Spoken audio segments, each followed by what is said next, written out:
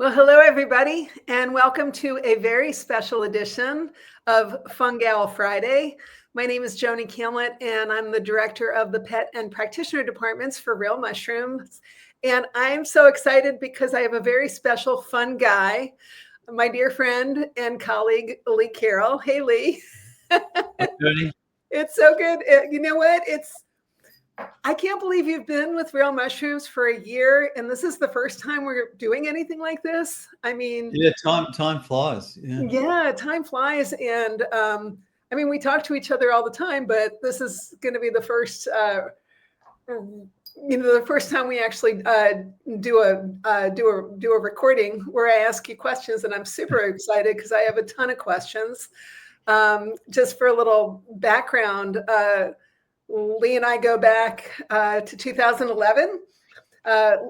We met, I was working for Standard Process and Lee was working for MediHerb, which was distributed by Standard Process. And I remember the very first time I met you, I was so intimidated. But then we started talking and we bonded over hair care products. We still bond over hair care products. And yeah, became just like, you became my teacher, my mentor, and my brother from another mother, literally. Yeah, literally. Yeah. It's been a really wonderful, blessing to me to have you, as a work colleague and also, as a friend, and For more than a decade now. Yeah, for more than a decade, and so today. I'm gonna, we get so many questions coming in, and I have my own questions. And so today I'm just gonna be, asking you mainly, a lot of quality questions, a lot of, and I think it's great that people, we have very sophisticated consumers and practitioners, and that's wonderful. They're drawn to us because of our quality. And we get asked a lot of questions. And so I'd love to hear from you some of the answers. And, going back to, our history, you're the reason that I got into mushrooms. I mean, literally, you were my teacher. You were my herbal teacher when I was at Standard Process and MediHerb. And then when you became interested in mushrooms, as your student, and also your colleague, we were working at a different company. You wanted to formulate mushroom products, and I got involved in that aspect of it. Yeah, and, I remember well. Yeah, you were adamant that the only mushroom company that you wanted to work with was Nammex for the extracts. So we started working with Nammex, and through that we met Sky, Jeff Chilton, and then Sky and Adam Chilton. And I came to work at Real Mushrooms, and then now you've come to Real Mushrooms. And so my question is, what was it about Nammex? Why Nammex / Real Mushrooms? What was it that, what quality issues, et cetera, made you want to align yourself with us? Yeah, well, that's a good place to start. And it goes back to the very origins of my herbal career, where I was production manager at MediHerb. And my, the founder of that company, Professor Kerry Bone, who still is a friend and a colleague, we're writing a textbook together on medicinal mushrooms. He drilled into me, the significant importance of quality. And without a quality product, the capsules and the tablets that the patients take don't work. So it's all about delivering the authentic message from nature. It's following the tradition. It's validating that tradition with modern scientific practices, and then ensuring that the product that is being sold is authentic and true to the species, or the genus, that is providing that particular medicine. So I had a really thorough grounding in just how important all of that stuff was. And I was, I had a long history. 30 years in the herbal medicine industry, and you get to see a lot of stuff, that informs and shapes your opinions and your views. So when it came to selecting a mushroom supplier, I wanted to choose a supplier that would honor like all of those things that I learned. So that kind of gave me an insight into just how valuable and the good work that Nammex was doing. So when the opportunity came to like partner up with Real Mushrooms, and in effect, Nammex, for me it was like a natural fit. It ticked all the boxes. So honoring the tradition is the first place. So the mushroom tradition comes from the use of fruiting bodies or reproductive structures or sporocarps or basidiocarps or whatever the technical name you want to use. We refer to them as a mushroom. And all of the knowledge and tradition that we rely on, humans have been using those particular parts of the fungal organism for thousands of years. So honoring that, and then using as much modern science as possible, to understand the quality features of the mushroom, and then working with clinicians and practitioners, to refine the message, refine, the way that they get used in a clinical setting. Because, what we do today is not the same as what was being done, 4,000 years ago. The health challenges that we face today aren't the same as then. So, Real Mushrooms and Nammex tick all of those boxes. So for me, it was just, it was serendipitous, but it was also a very natural, kind of, a natural relationship that developed on, those mutual things that, the very best companies in the world share. So, and not tricking anybody, in the retail world, the best products are arguably the ones that have got the slickest and the most expensive and fanciest marketing campaigns. It doesn't have anything to do with the quality. And, for a mushroom product, the arc of the effect can be quite long. So the user of the product doesn't really know whether it's having any effect or not. They're not necessarily under the guidance of a practitioner. They're just doing it, on their own. So it's easy for people to be tricked. So, I've never been in that space, and I never want to be in that space. It's all about honoring the tradition and being authentic.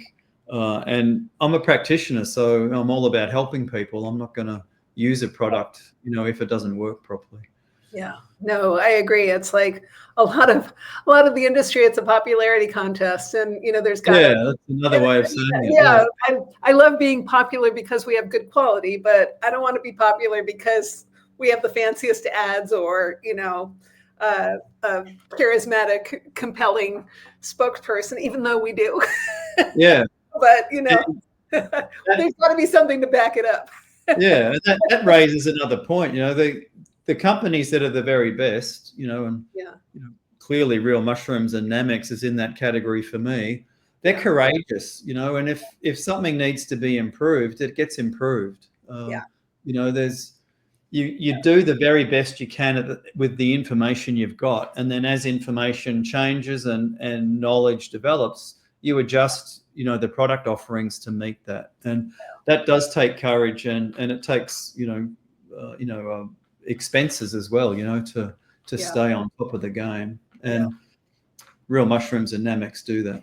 Yeah, no, absolutely. And on that note, I'm curious, related to quality, I'm curious about, can you share, maybe not all of them, but some of the testing processes that Nammex, / Real Mushrooms do to make sure that reishi is reishi, and that it has the approach, that it actually has the beta glucans that it says on the bottle, etc.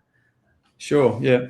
Just there's someone doing some tree lopping next door. I just needed to shut the windows to stop the noise. I'm bugging you. You're like, I gotta shut that window. Yeah. I don't want any competition.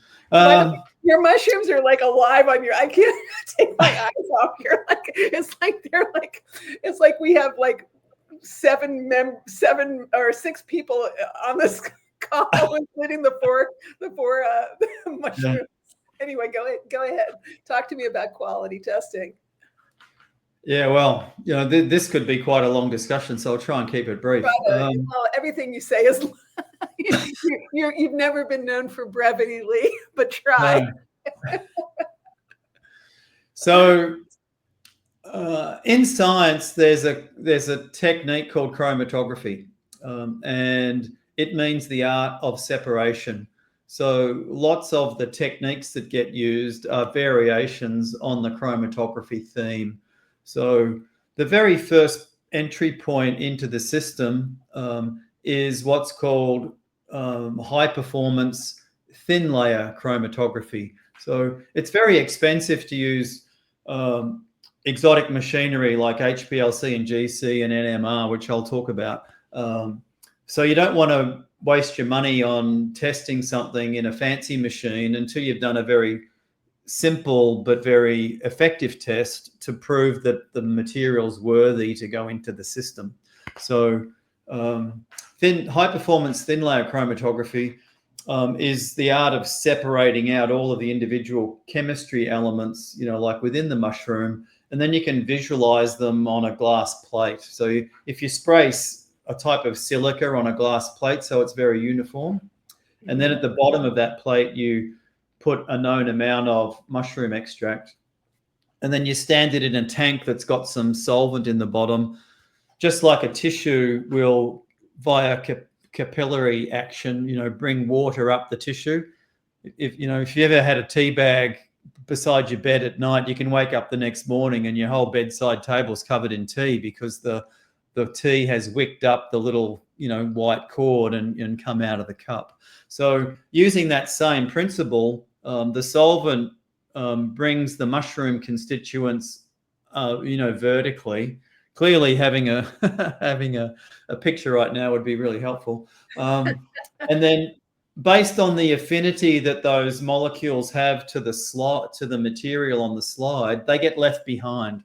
And gravity's got a bit to do with it as well. So you get this very visually stunning array of bands which represent all of the individual, chemistry elements in the mushroom. So when the mushroom, and that gets compared to a known standard. So every time a mushroom comes into the system, that technique gets compared to the known and validated standard.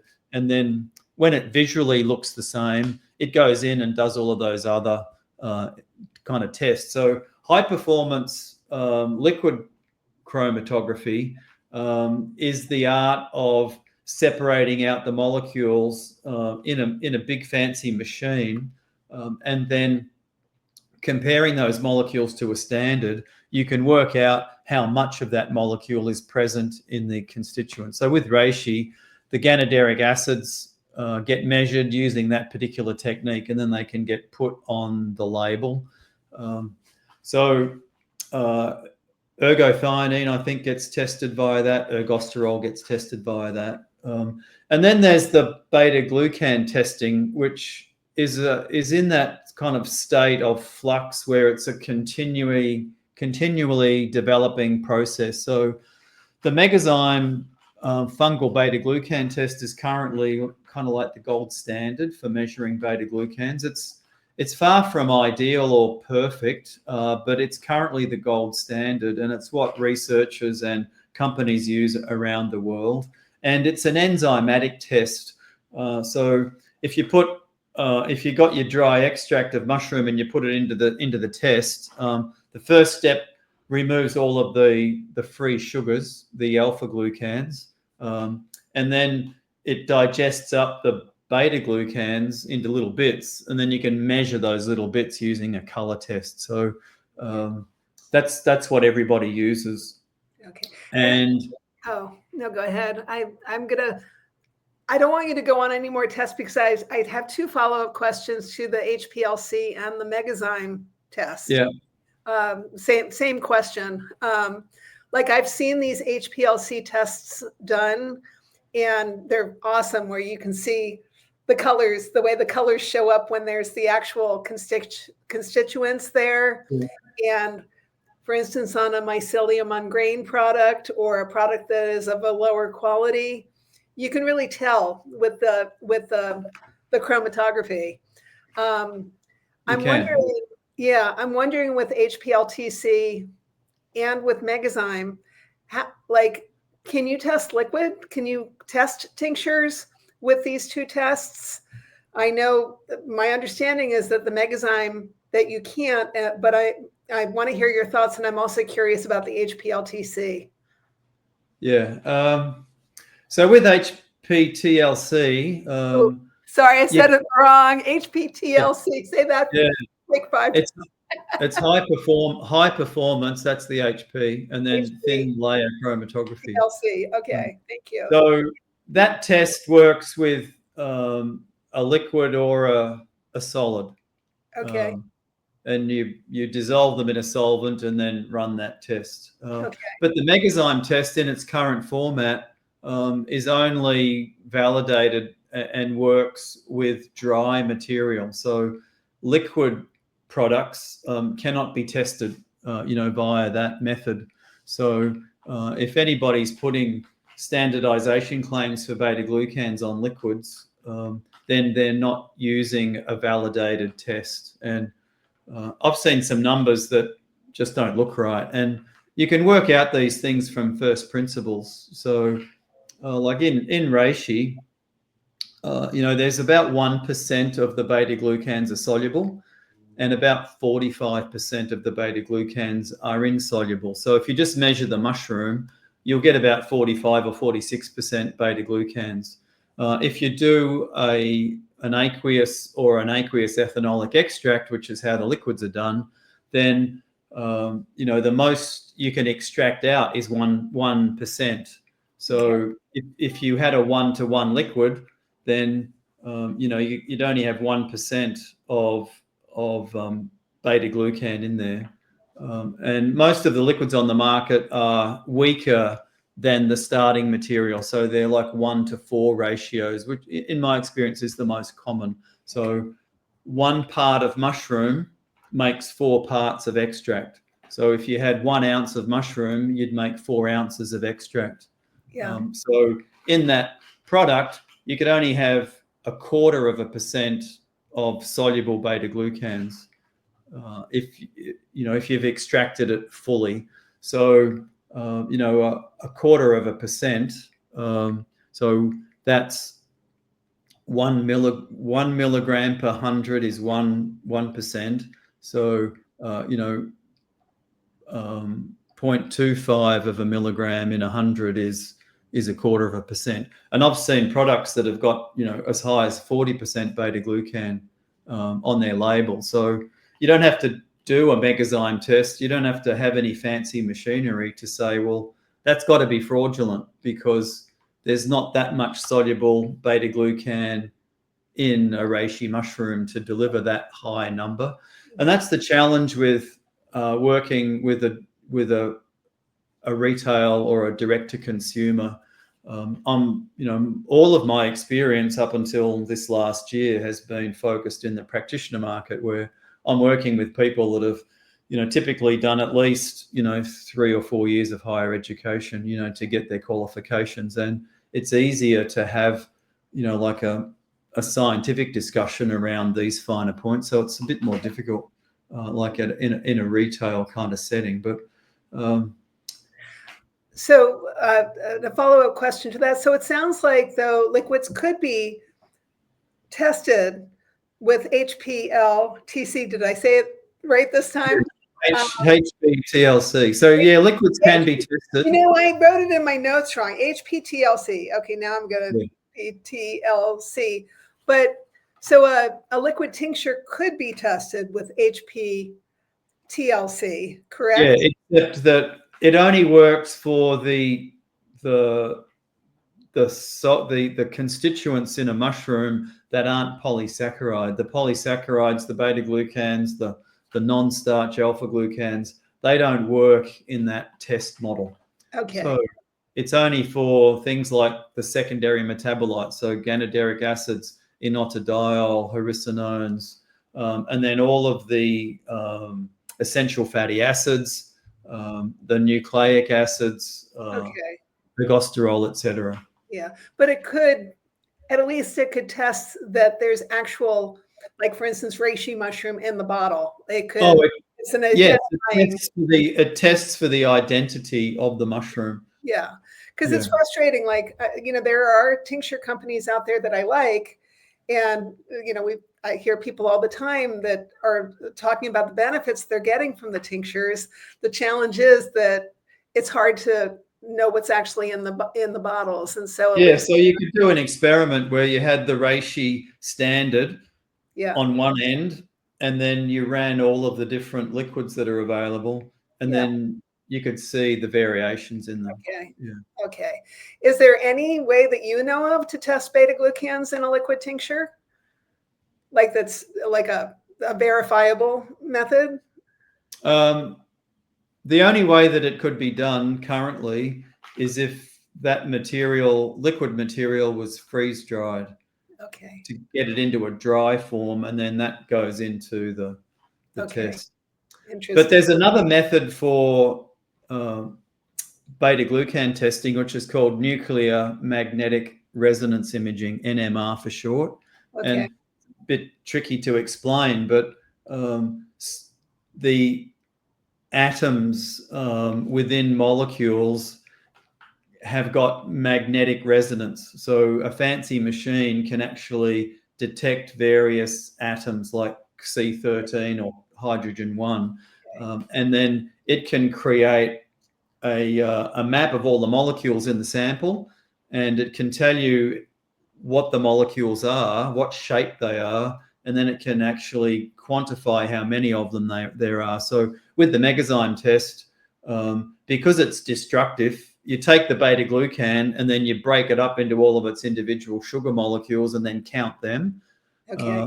The NMR counts the actual beta glucan molecules, which can be quite big, and there's many of them. So a mushroom like lion's mane might have 25 or 30 different types of beta glucan. So Real Mushrooms and Nammex use NMR as a research tool, to guide the development of the research. Okay. It's too expensive yet to do as a commercial kind of quality test. Megazyme is quite inexpensive, and so I think down the track we'll see more NMR work. Interesting. Yeah, and I have so many other questions to ask you. Can you briefly explain what the purity test is? Because I know we're starting to work with that as well. Or is that Purity IQ is the name of the company that has the NMR. Oh, okay. Okay, so we are starting. We're in the beginning stages of starting to work with them. Although purity has got a different meaning in this context, where you have to test samples for their purity. So you put them through HPLC. Now I've gotten you mixed up. Yeah, you're getting me doing it now. So the HPLC mass spec and the GC mass spec can detect all of the pesticides, and then there's other tests that test for heavy metals. Okay. So all of the mushrooms go through those purity tests to ensure that they're free from any of the contaminants that aren't meant to be there. All this to say that Real Mushrooms and Nammex do massive testing on the products to ensure that what we say is in the bottles is actually in the bottles. Exactly in the bottle. Would that be a true statement? Yes. Yeah. Okay, so I'm going to move on to some other questions because these are questions that we get commonly, and so I just wanted to hear it straight from you. Why does Real Mushrooms put sawdust, also called microcrystalline cellulose, in our capsules? But being referred to as sawdust, I know it's hilarious, but this is these are the questions we get, and this is why I want to come to you and get quite an aggressive way to frame the question. The reason that someone would draw that analogy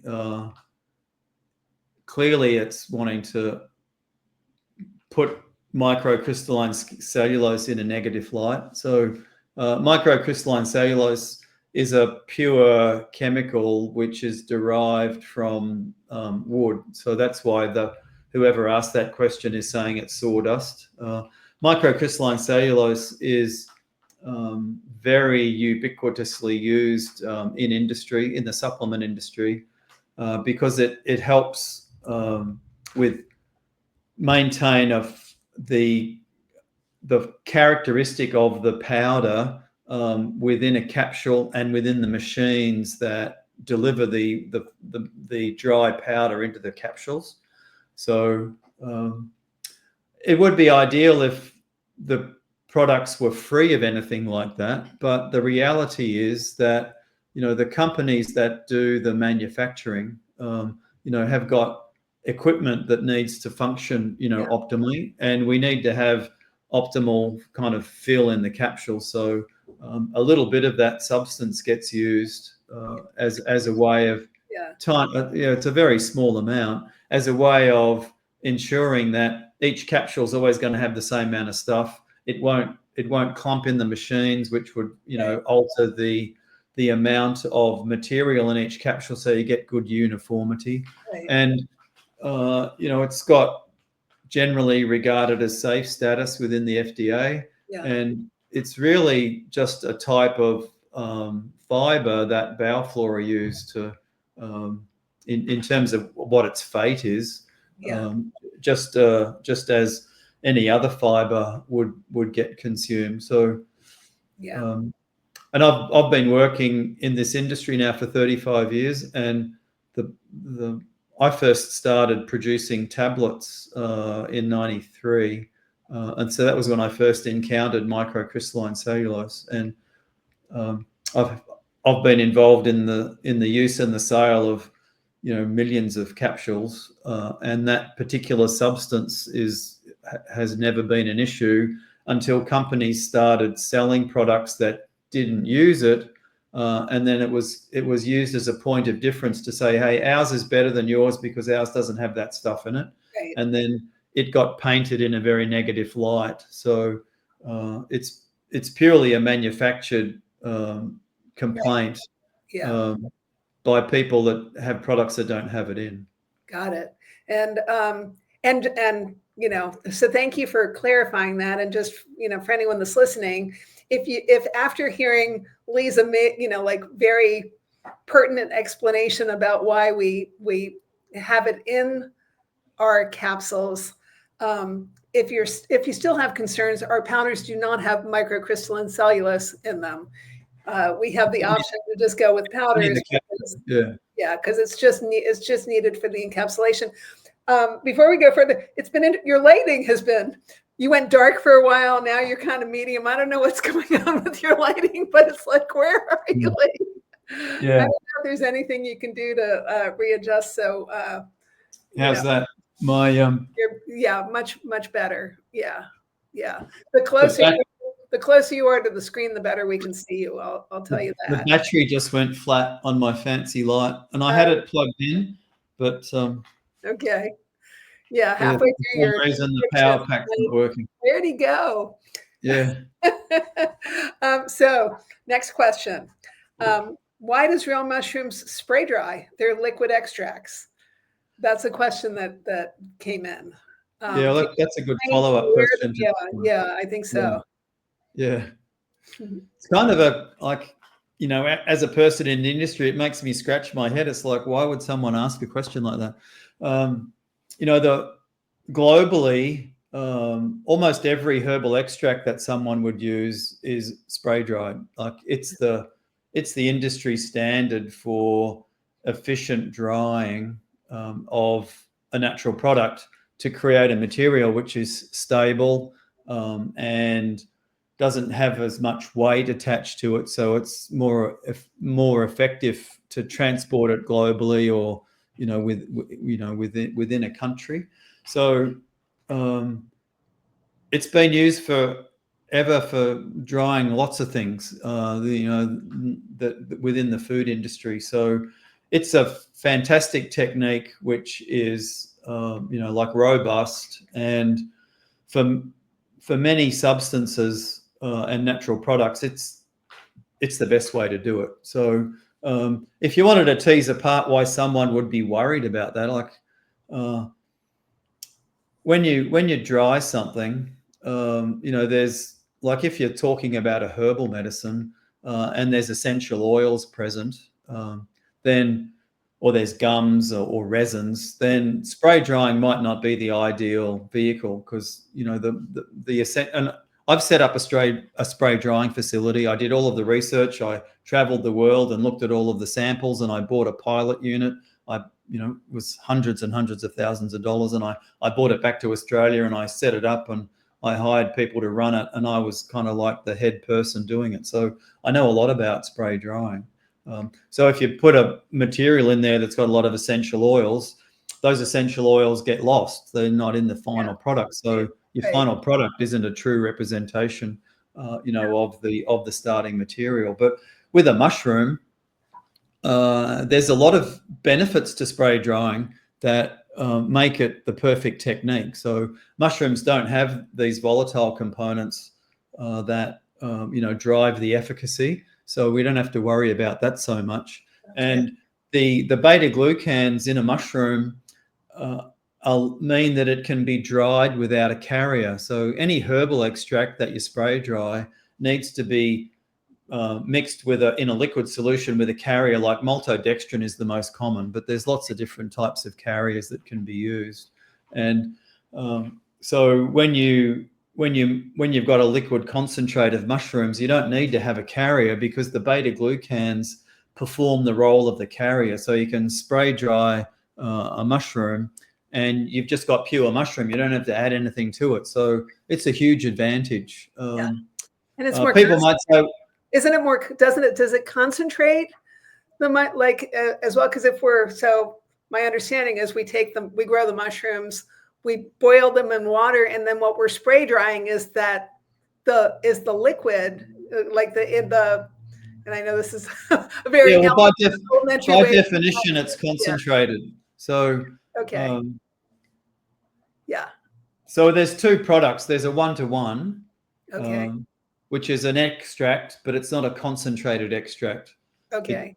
And then there are some concentrated extracts like the turkey tail and the reishi. Okay. So you boil up the mushroom.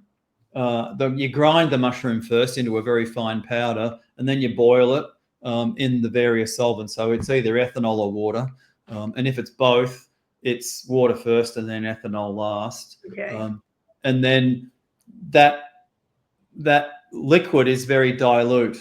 So before it goes into the spray dryer, you've got to remove some of the water. So it goes into an evaporator to remove the water until you get a consistency which would be kind of thick and syrupy, but not too goopy, so that it's got the perfect characteristics, so that when it goes into the spray dryer, the spray dryer will evaporate the moisture within a second, and then the cyclone effect in the spray dryer drops the particles that are dry to the bottom. So it only experiences the heat for a very short period of time. So if you do that with a 1-to-1, you're not removing any of the insoluble particles. They're all present.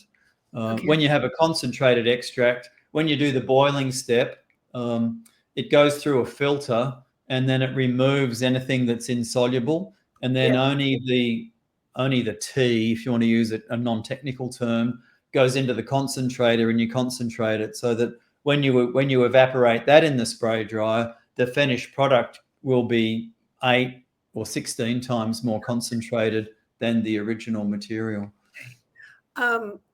First, well, I'm going to ask, can you move forwardly? Because again, every time you're back, it's hard to see you, but as you move closer, you're more in the light. There you go. That's better.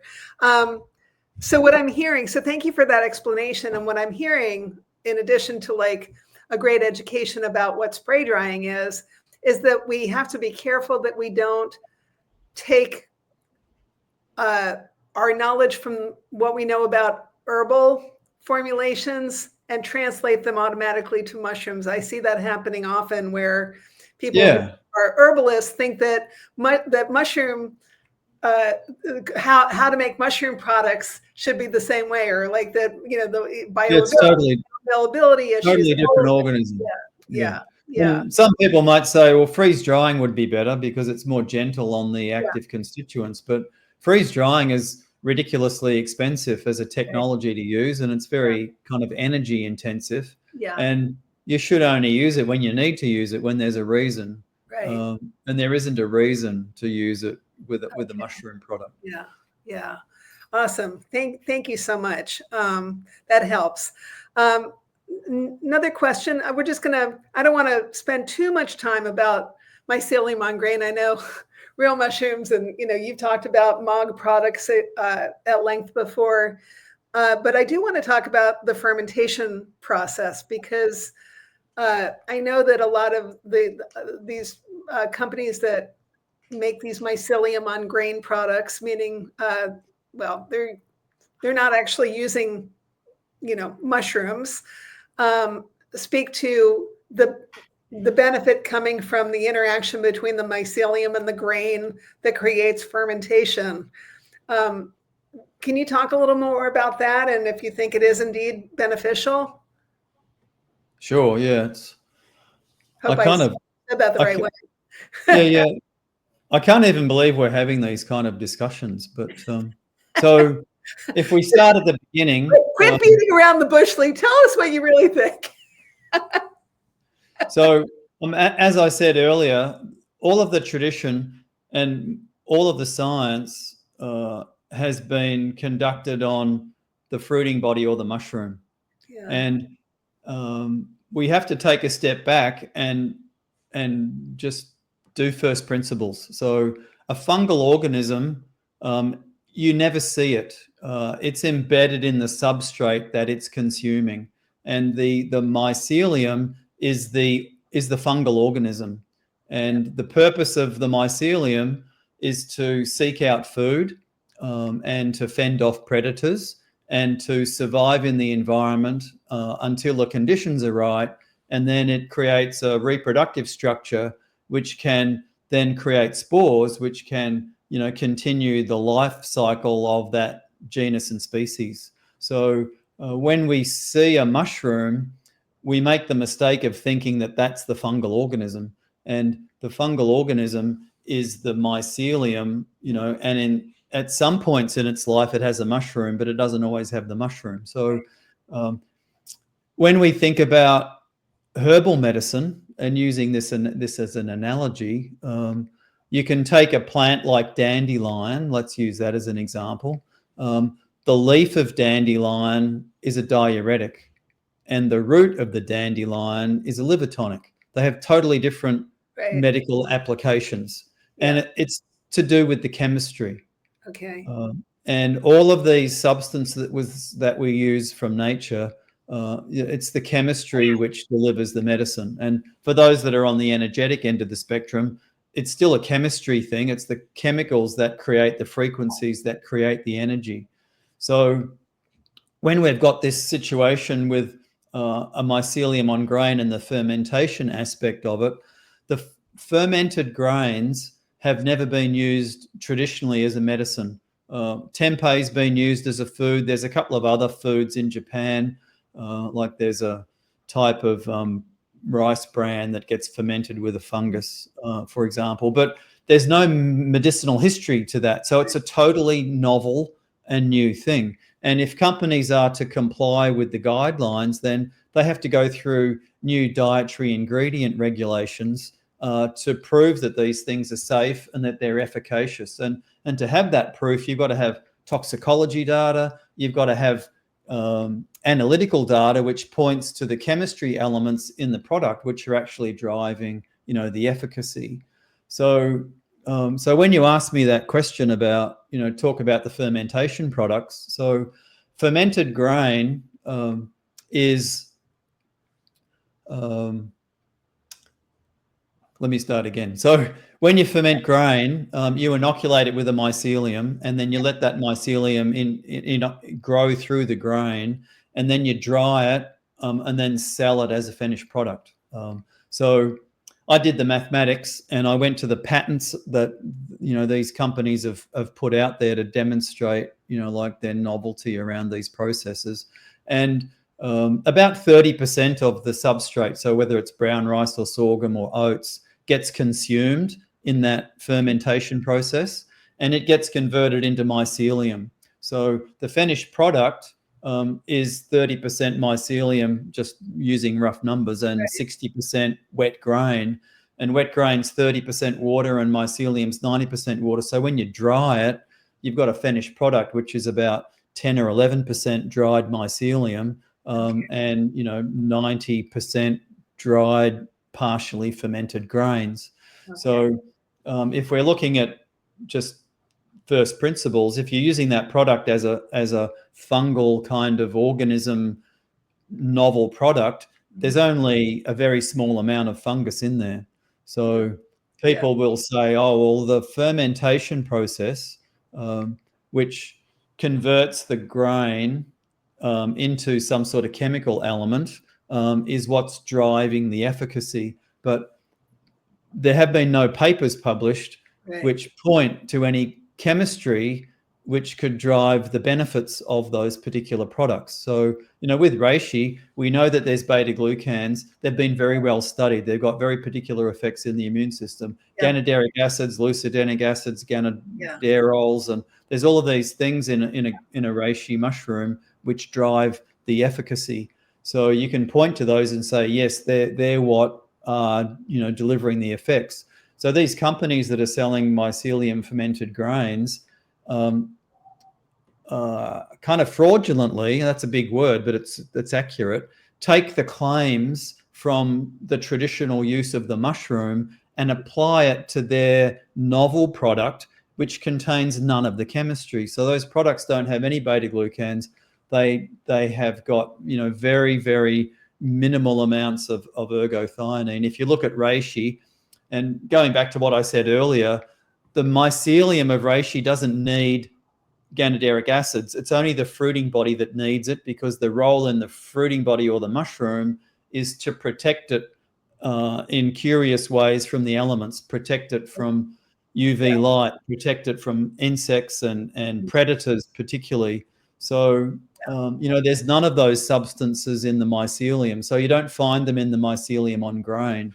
So, there's nothing about those products, which you can point to say that's driving the efficacy. Right. And you definitely can't point to anything to say that validates that traditional claim that you're, like inaccurately kind of using. So it may well be that there's benefits to them. I doubt that it's going to be one gram a day. Like as a fermented food, maybe it's a great idea to eat fungally fermented brown rice or oats as a food, like we eat tempeh, but you eat a couple of ounces of it at a time as part of a meal. Yeah. You don't take a capsule as a supplement. So I think there's a lot of science to be done. I think that there probably are likely to be health benefits as a functional food down the track when larger amounts of this stuff are eaten. Yeah. But passing it off as a mushroom, as a dietary supplement, is basically a scam, I wish you had an opinion on this, Lee. It's like, no, I love that you like call it as you see it, and I really appreciate that. And you're also, by the way, like a super nerd. I swear, it's like every time you I don't know. Often I don't understand exactly what you're talking about, but I appreciate that you do all the research and can speak to and can speak confidently to about your findings. And what I've just said is not a commercial tactic to make Real Mushrooms or Nammex more successful. Right. It's pushing back against what I see as the negative influences within the community which have the potential to ruin the tradition. Yeah. So I'm part of a tradition of Western medical herbalists that can trace their roots back nearly 200 years. Yeah. So I value the knowledge and I value the tradition that I'm a part of. It sounds a little bit kind of wanky, but it's the truth. And I'm not the only one saying this. There's lots of people, that occupy kind of my type of space, which are saying the same things. It can ruin our tradition because there's millions and millions of people that are being, tricked by marketing campaigns into trying products which don't honor that tradition. And they're very likely down the track to give up on it and say, I tried mushrooms for years and they never did anything for me. I'm never going to use them again. And I've seen it happen with herbs. I've seen the very best herbs in the world lose their credibility because companies haven't honored the tradition from which those herbs come from. And it's a tragedy. So, I'm vocal about it for that reason. It's not a commercial reason. Yeah, no, definitely, absolutely, and appreciate it. So, two more questions here, and then we'll let you off the hook. But mushroom shelf, and I guess this will be about a real mushrooms question. We get a lot. Sometimes we get emails and comments from customers who are under the impression that as soon as you open the bag or the bottle, the mushrooms are oxidizing and that they're that they're not going to be any good. Like what is the actual shelf life of mushrooms, or at least of our mushrooms? Yeah, good point. So stability testing. Yeah.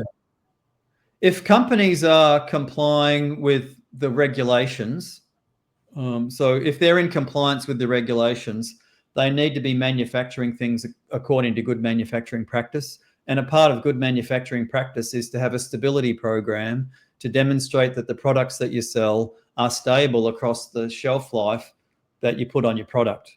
And the very small companies flout that regulation. They don't do that step. So they have no clue, what stability their products, have. So Real Mushrooms has got a stability program, and all of the dried extracts, all of the capsules, all of the mushroom herbal products, the chocolate products, they all go into a stability program and get measured on a regular basis to test for the presence of the active constituents, to ensure that at the shelf life, on the expiry or the best by date, what's on the label will be met when you do the test.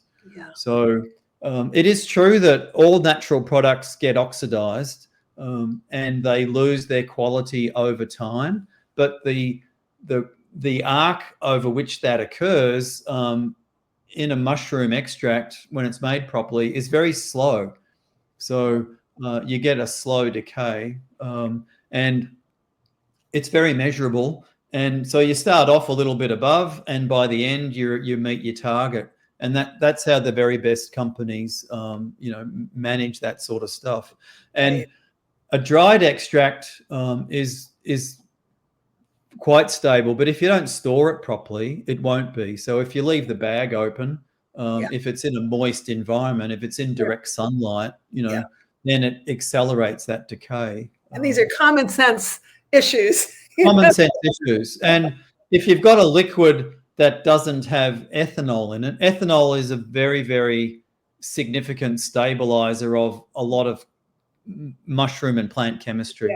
But a lot of the products in the market, don't have alcohol. They're stabilized with glycerin, and the shelf life on those products is a lot less than a dry extract.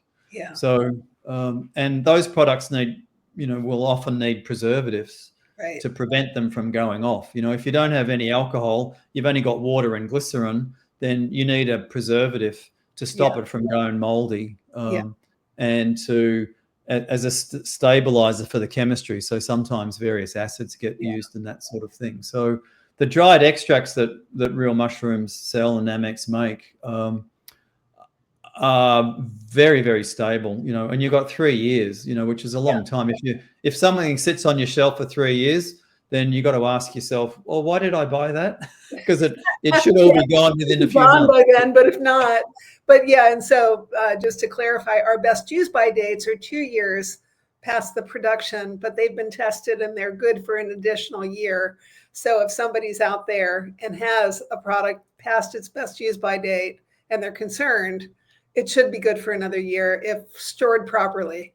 Is that correct? Okay. And then I would expect that 3-year date would start appearing down the track once there's enough data to. Yeah, we're hoping to extend our best use by date for sure.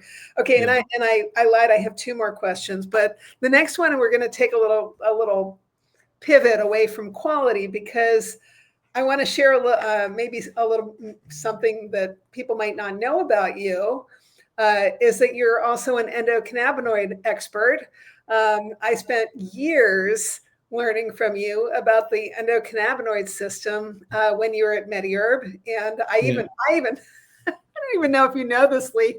When I got back from India, for about 6 months, I worked for a veterinary CBD company. I worked for one of the very first. It's called Vet CBD. So I was also in the CBD business for a while, and used a lot of what I learned from you about the endocannabinoid system. But my question to you is, like mushrooms in the endocannabinoid system. I've heard discussion about that, and I'd love to hear your thoughts about the synergy of mushrooms and the endocannabinoid system. Yeah, well, that's actually a good question. And back in every now and again. Sorry. Yeah. And I've looked at this, and you're right. And back in 2019, I wanted to kind of reinvent myself as the endocannabinoid expert, and I tried, but it just didn't happen. Like the CBD industry was just too hard to crack into. Yeah. But I did a huge amount of work. I developed lots of presentations and my own theories around it. That one of these days I'll get back to. But the endocannabinoid system controls every aspect of our physiology. We mostly know about it because of the effects that cannabis have on our nervous system and the effects of THC and CBD. But the endocannabinoid system controls the activity and the direction of our immune system. It controls the functionality of our metabolism. It does everything.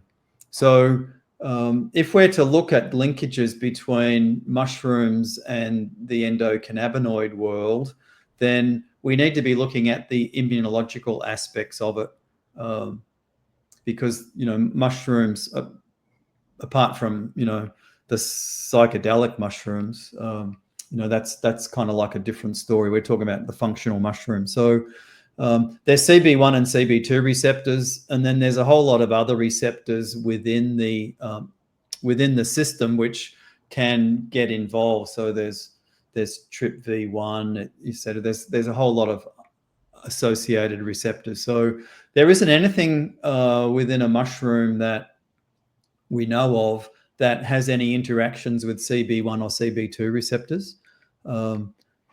But mushrooms interact with lots of pattern recognition receptors.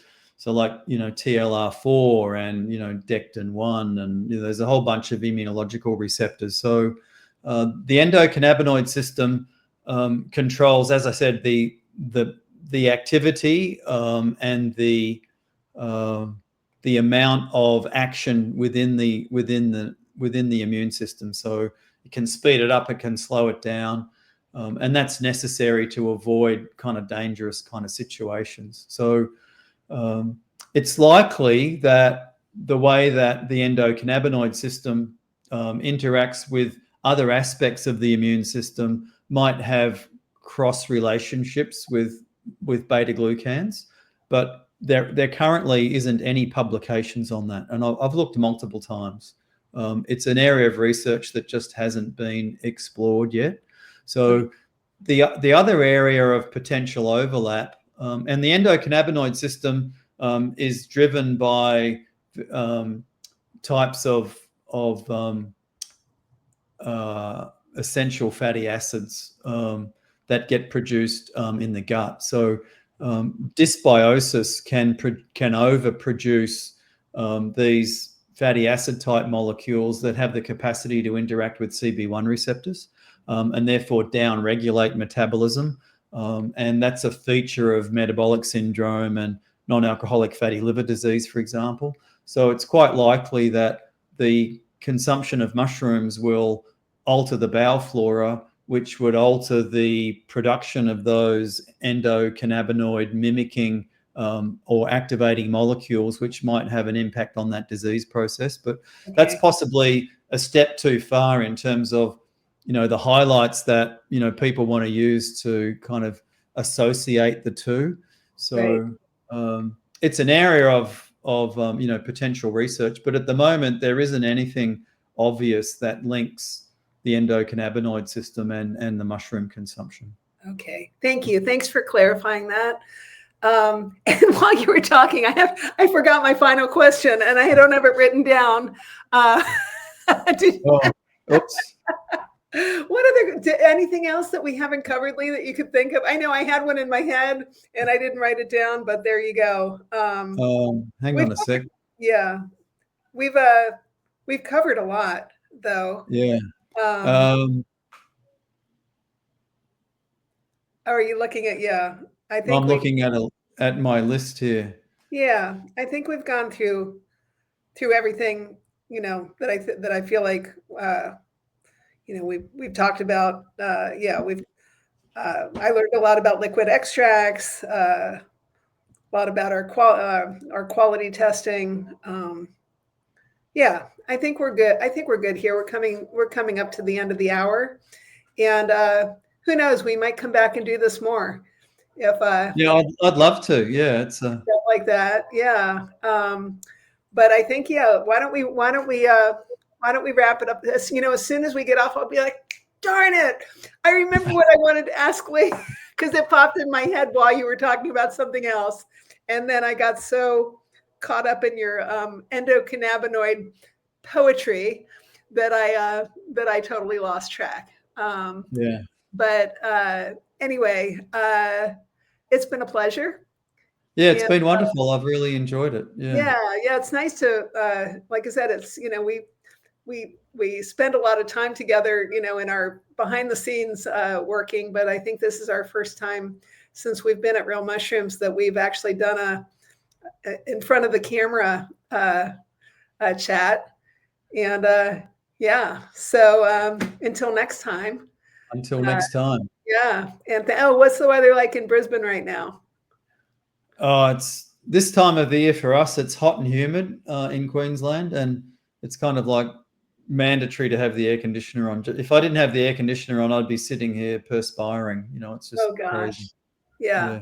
You're going to go, what are you going to do? You're going to ride your bike today? You're going to swim? You're going to do some crazy workout routine in the heat? Yeah, I haven't had a swim for a few days, so today's a swimming day. I'm really looking forward to doing that this afternoon. You're training for another race. Yeah, I've got a 1 mile open water swimming race on the 23rd of March. So I'm focused on doing well in that one. Okay. And there's going to be a lot of people in that one too, so that the sharks can go after somebody else other than you. Yeah, I'm obsessed with you swimming in Australian waters and getting eaten by sharks. I'm not sure about the number of people involved in this one that I'm doing, but the one that I did last weekend, there were a total of 5,000 competitors. Oh my gosh. And in my age group, there were 419 men. So it's pretty furious at the start line. You're getting whacked in the head and kicked in the face. And it's a bit like being in a washing machine for the first 100 meters. Yeah. But you did good. You did much better than you thought you would. So. Yeah, with swimming, compared to other sports, you maintain your youthful speed much later into life. So, I'm 65, so the 60 to 69-year-old age group is very, very highly competitive. Men swim really fast. Wow. And I only kind of focused on training for it for a couple of months. If I was really serious, I'd probably, 6 months, like to do a really good time. So I was going to be happy if I got halfway in the pack. So like 200 out of 400. But I ended up being 68th out of those 400 in a time that was much better than I thought I would swim. So Go Lee. the excitement of the moment, always can extract a little bit out of you. So not wanting to, prolong the session too long, but in terms of the mushroom focus, I'm really into ergothioneine at the moment, and I took 7 Real Mushrooms ergothioneine capsules, which according to the data sheets is around 100 milligrams of ergothioneine. And I wanted to see if it would make me faster. So you can't do a proper experiment just with one data point. So the fact that I did better than I thought, maybe is an indication that it did help. But ergothioneine is very significant also for recovery the day after. And I had an average heart rate for 18 and a half minutes of 148 beats a minute. I haven't had my heart rate that high in years. Wow. A regular swim for me is only 120. So normally I would have been really tired and sore the next day. My shoulders and arms would have been sore. But I think the ergo helped with the recovery, and I wasn't nearly as sore. I went for a long bike ride with my brother-in-law. So I'm going to start recording, more consciously and with more accuracy, the data. I'd like to get some people that are also athletic, and we can start doing informal kind of data collection just to see that these, on epic days or on race days, doing high doses of ergothioneine, and just see what it does to performance and recovery. You all are so sporty. I love it. You inspired me. I just went to the gym earlier today, and before I did my cardio, I took double the amount of ergothioneine that I normally take. So I'm like, oh, hey, really? Do it for swimming, and he got in a better time. Like, what the heck? Why not? So add me to your test cases. It's always good to have a little bit of an angle on, the various fitness activities. It helps to keep people motivated as well. Totally. Well, Lee, it's been a pleasure. Yeah, it has been, Joni. Thank you again. And give my best to your wife, Rosie, and Bella and Tom. And we will talk again soon. I will. Looking forward to it. Okay. See you.